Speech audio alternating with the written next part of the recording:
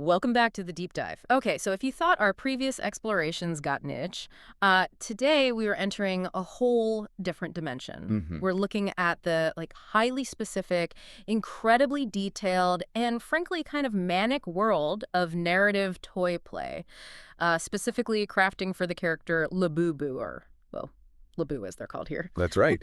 And our mission today is not just about listing cute things. Yeah. We are really trying to analyze the internal logic of this whole narrative world. Okay. We're basically extracting the actual rules, the personality traits, and maybe most importantly, trying to get the philosophy behind the really ingenious crafting that goes into raising these figures. Like an anthropological study, but with fuzzy ears. Pretty much, yeah. Fuzzy ears and a lot of anxiety.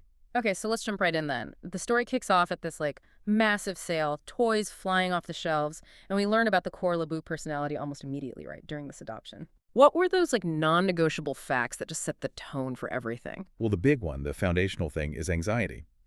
And it's tied to their physical features, which is interesting. They need a home, sure, they find one at a discount.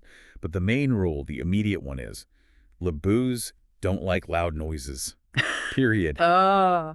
And the source material ties this directly to their biology. It mentions, right after a balloon pops and scares them, that they do have big ears.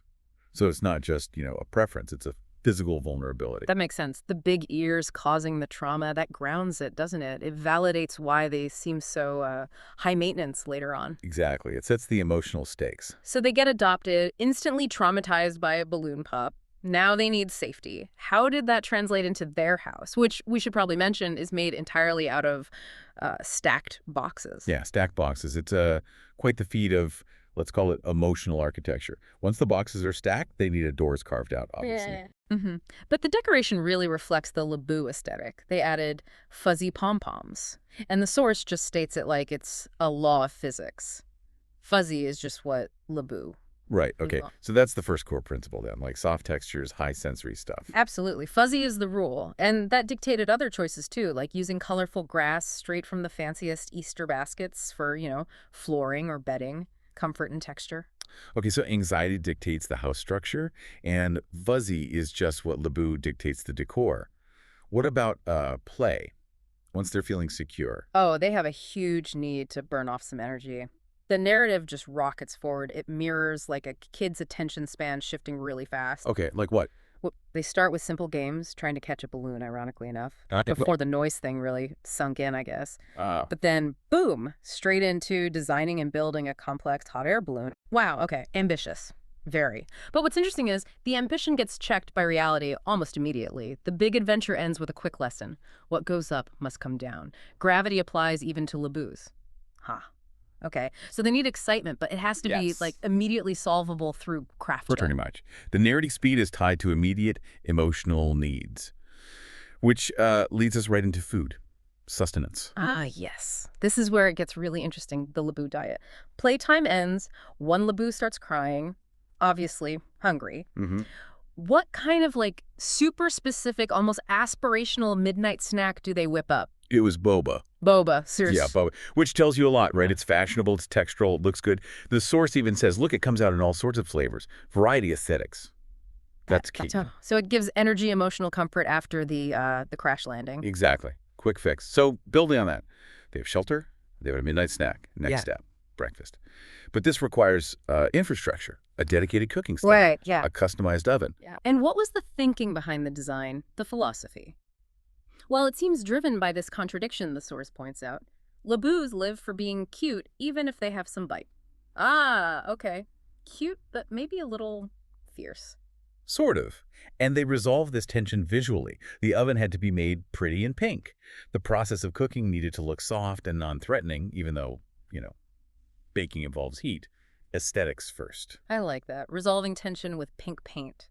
Okay, so the specifics of the baking. Yeah. They made fritters, but the recipe wasn't just any recipe, was it? The language felt important. Oh, absolutely. They insisted it was a better batter. Yeah. And this recipe even uses better butter. It's like quality isn't just nice, it's a rule in the Labu world. Premium materials are mandatory, even if premium is self-defined. Better butter. That's fantastic. Quality control is a core value. And there's a nice moment here, too, about fairness, right? One Labu got left behind for a second. Yeah, briefly. But they got an extra fritter for their trouble. Or maybe it was a hat. The source is a bit ambiguous. A fritter or a hat. Okay. But the point is, the hosts always make a little extra. So if someone gets excluded, even accidentally, the fix is immediate, specific, and involves either food or apparel. Keeps things positive. Gotcha. Keeps the narrative moving. Okay, so domestic arts, mastered. Baking, done. Where do their ambitions go next? Communication, you guessed it. Modern technology. They first tried just using a regular phone, but social drama hit fast. Oh, no. Yeah, one of them gets blocked. And this leads to the realization they need a custom device because, as the source says, these figures sure know how to press all our buttons. Okay, so the problem wasn't the tech itself, but the, social minefield it created. Exactly. So the custom phone needed specific features to avoid that. What were the requirements for the Labubu-specific phone? It ended up being a specialized flip phone with a special Labubu touch. And the main thing, it had to be able to shoot and watch videos, purely visual output. Okay. It was hailed as a success, touch screen. That was just a wonder modern technology can do. Even on a tiny scale, content creation and viewing is paramount. That makes a weird kind of sense. High anxiety soothed by watching videos, but engaging with tech leads to a new problem, right? Rebellion. It does. One Labubu suddenly gets high ambitions and just starts climbing things. Uh-oh. And the reaction is immediate panic. The analogies used are very telling. Have you been hanging out with cats again? And the saying about jumping off cliffs. So climbing is basically code red in Labubu world. Maximum risk. The hero must be kept safe and on the ground. Vertical movement is bad. So safety intervention time. But you can't just squash that need to catch some air. Yeah. So they needed a safe alternative. Right. You channel the energy.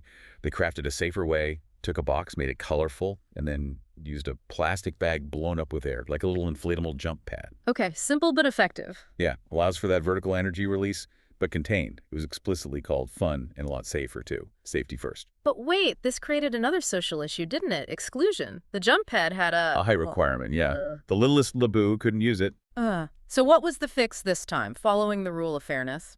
A lollipop. Reinforcing the idea that being small isn't always bad. Sometimes you get treats when rules don't apply. Okay, sweet solution. But this leads directly to the next crisis. The Labubu, happy with a lollipop, promptly drops chocolate everywhere. Huge mess. Of course. It's a constant cycle, isn't it? Security, ambition, crisis, crafting solution. Precisely. So the chocolate mess means the state of Labubu Beautiful is compromised. Next project. Hygiene. How do they get clean? And what's this about the special Labubu soap? Okay, this is where the aesthetic rules really, take over. The cleaning solution involves a soap dispenser, yes, but they stuff it with leftover Easter grass. Easter grass. A soap, yes. And the analogy they use is amazing.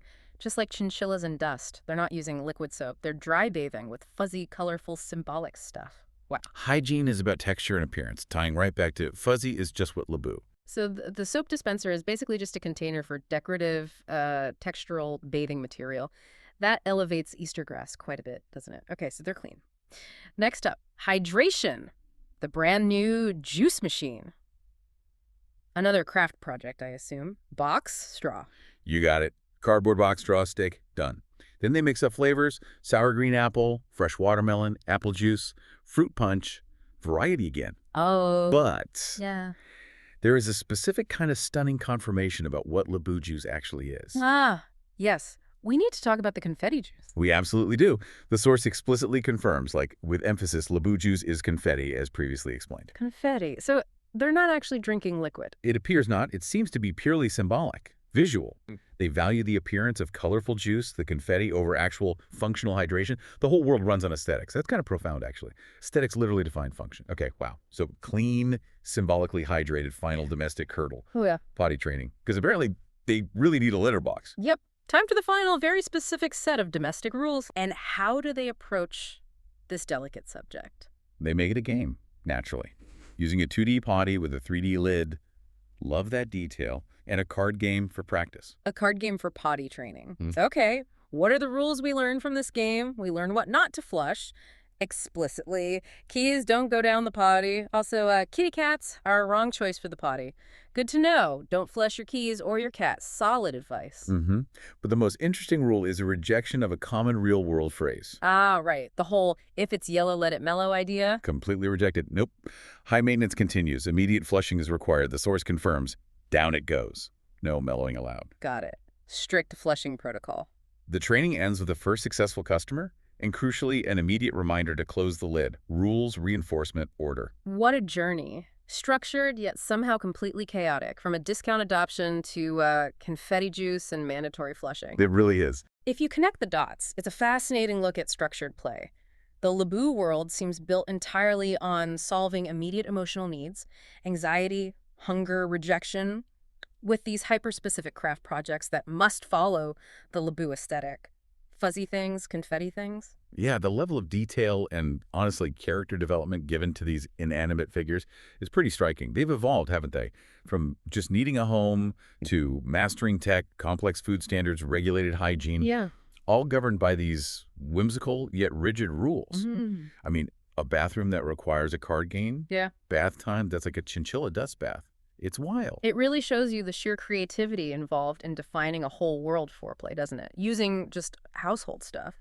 Easter grass as soap, confetti as juice, it gives real weight to the play. And that dedication to structure, to these specific rules, leads to a final thought for you, the listener. Yeah. Given these clear, complex rules for noise, food, safety, tech, even flushing, the Labubu universe clearly needs constant governing. They've kind of mastered the physical and domestic realms now. So what do you think the next essential hyper-specific rule will be? What crisis forces the next elaborate, maybe confetti-filled craft project? Will it be about dreams, finance, fashion, beyond just fuzzy? Think about it. What's the next frontier for Labubu law?